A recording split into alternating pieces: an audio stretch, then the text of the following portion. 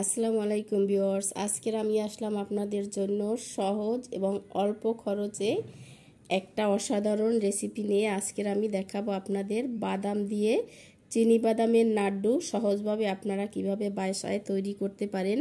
এই নাড়ুটা কিন্তু খেতে অসাধারণ লাগে। বাসায় একবার হলো তৈরি করে খেয়ে দেখবেন। যদি আপনাদের কাছে ভালো লাগে তো অবশ্যই আমাকে কমেন্টে জানাবেন।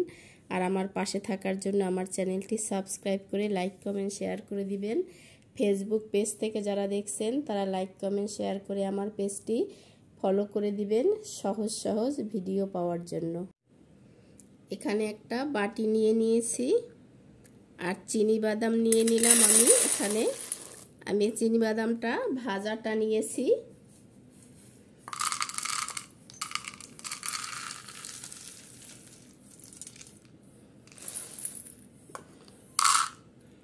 এখানে 2 কাপের চেয়ে বেশি বাদাম আছে। এখান থেকে আমি প্রায় 1 কাপের মতো বাদাম একটু আদা ভাঙ্গা করে নেব ব্লেন্ডার জারে। এখানে দেখেন বাদামগুলো আমি একটু ভেঙে নিয়েছি। আর বাকি যে বাদামগুলি আছে আমি ব্লেন্ডার জারে দিয়ে দিলাম। আর এই বাদামগুলো আমি বেশি করে ভেঙে নিচ্ছি, হালকা একটু দানা থাকবে আর বাকিটা একবারে আমি গুঁড়ো করে নেব। এখানে দেখেন বাকি বাদামগুলো আমি একেবারে গুঁড়ো করে নিয়েছি। একটু হালকা দানা দানা আছে, এতে সমস্যা নাই, এতটুকু হলেই হবে। এখানে যে বাদামটা আমি গুঁড়ো করে রেখেছি, কিছুটা দুধ মিক্স করে দিচ্ছি। আমি দুধটা দিয়ে আমি ভালো করে একটু মিক্স করে নিচ্ছি এই বাদামের গুঁড়োর সাথে।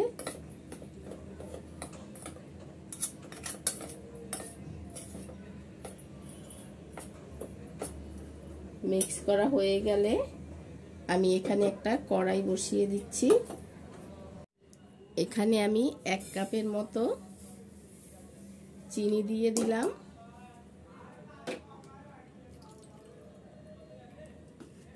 আর এতে আমি 1/2 কাপের মতো পানি দিয়ে দিলাম। এখন চুলাটা ধরিয়ে দিলাম। আমি এখানে নেড়ে চেড়ে একটা শিরা তৈরি করে নিচ্ছি।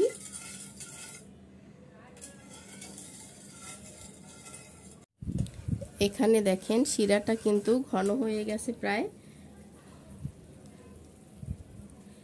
একটু আঠালো ভাব হবে।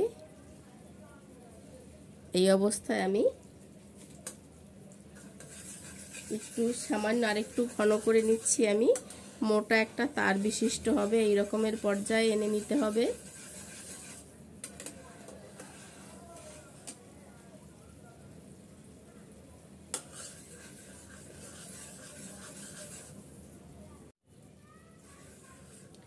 এখন এই শিরাটার ভিতরে আমি যে বাদাম আর দুধ দিয়ে মিক্স করে রেখেছি এটা সম্পূর্ণ এখানে দিয়ে দিলাম।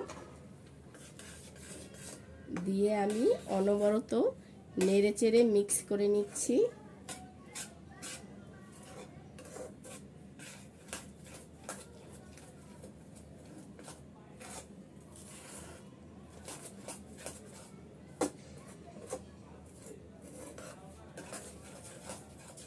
চুলার আঁচটা মাঝারি রেখে এই পর্যায়ে নেড়ে চেড়ে ভালো করে মিক্স করে নিতে হবে।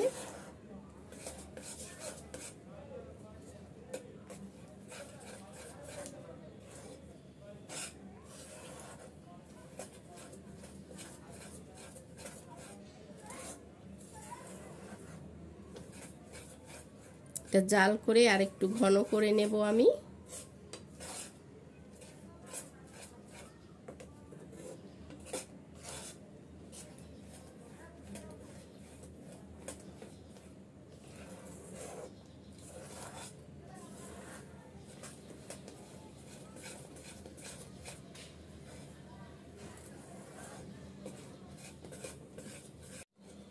এই যে দেখেন এই পর্যায়ে এসে গেছে। এখন আমি চুলা থেকে নামিয়ে নেব। চুলা থেকে নামানোর পর কিন্তু আরেকটু ঘন হয়ে যাবে, তো আমি চুলাটা অফ করে দিচ্ছি আর চুলা থেকে নামিয়ে নিচ্ছি। এটা দেখেন নামানোর পরে কিন্তু আরেকটু ঘন হয়ে গেছে।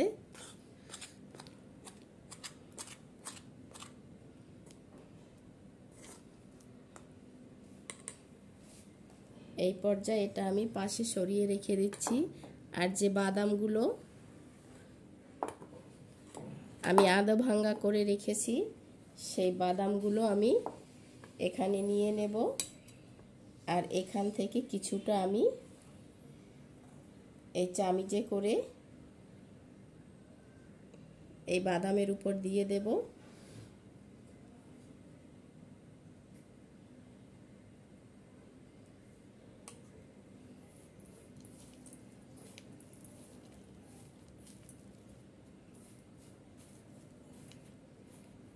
গরম অবস্থায় কোনোভাবে ধরা যাবে না, এইভাবে চামিচ দিয়ে দিয়ে আস্তে করে লাড্ডুর শেপ করে নিতে হবে। এটা কিন্তু নরম থাকবে না, এটা কিন্তু ঠান্ডা হলে একবারে শক্ত হয়ে যাবে, জমে যাবে।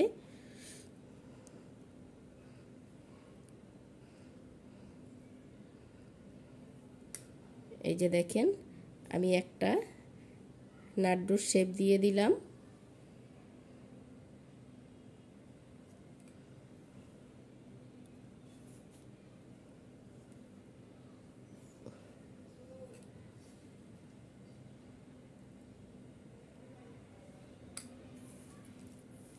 আরও একটা আমি আপনাদের তৈরি করে দেখাচ্ছি।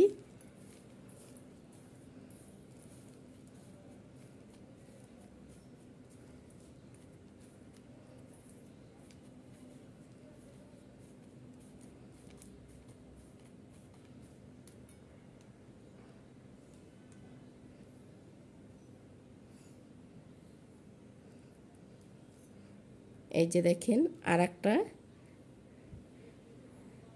লাড্ডু শেপ করে নিলাম। আর একইভাবে সবগুলো আমি তৈরি করে নিচ্ছি। এখানে দেখেন সব লাড্ডুগুলো আমার তৈরি হয়ে গেছে। এই লাড্ডুগুলো খেতে যেমন, দেখতেও কিন্তু অসাধারণ।